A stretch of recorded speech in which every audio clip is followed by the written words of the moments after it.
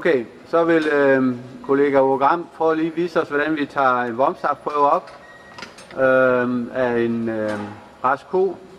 Og hvis den er fin og tilpas, så overfører vi den til en syg ko bagefter.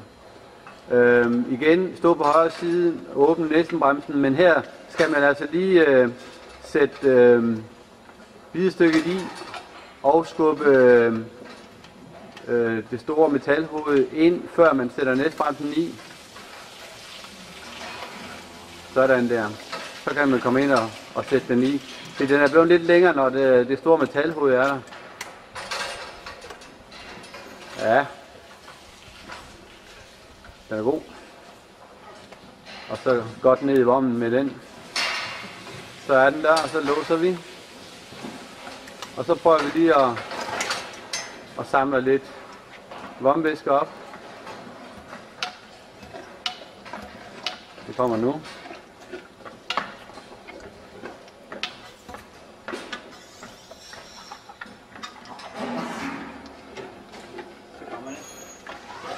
Og når så vi har taget en 300 ml, så tager vi lige en prøve og måler pH.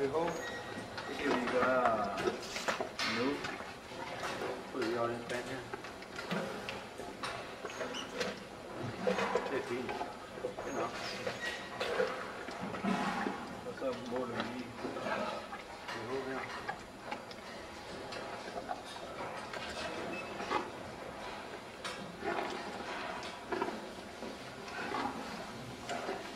Nå, det er nok.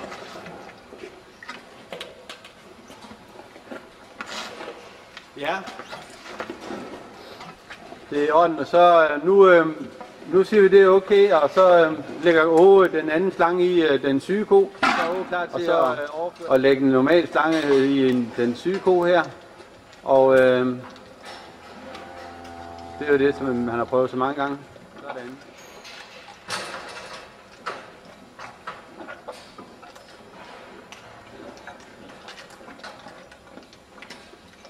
Så. Så er den ved at være der. Så låser vi den der, og så kobler man så til pumpen hernede. Den var i vommen. Og så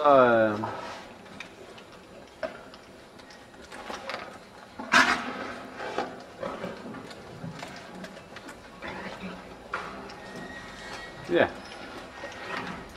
Så er jeg klar til at pumpe.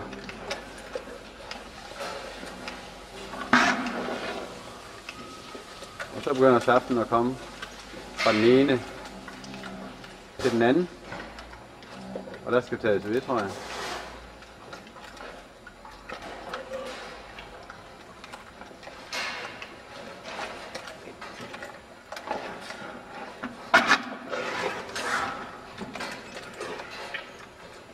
Og for hver gang man rykker i stangen der, så kommer der en 200-300 ml.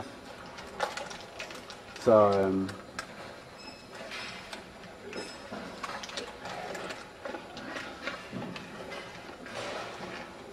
kan du mærke, det løber igennem? Ja, du kan se flangen, det er sådan, det bliver.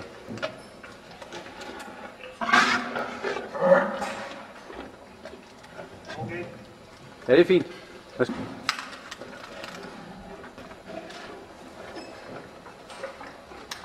Eller tage slangen ud først.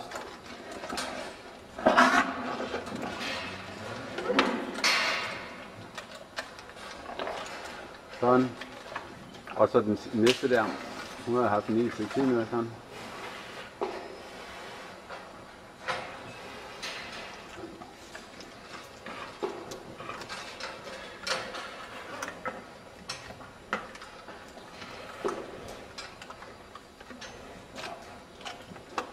Så.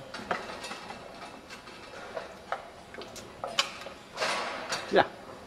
Og lad os lige prøve at se spidsen der, fordi der sidder selvfølgelig noget stof eller noget strå og lignende, men det er ikke lige så slemt. Nej, der er fint passage. Der er stadigvæk passage stadigvæk. Godt, tak.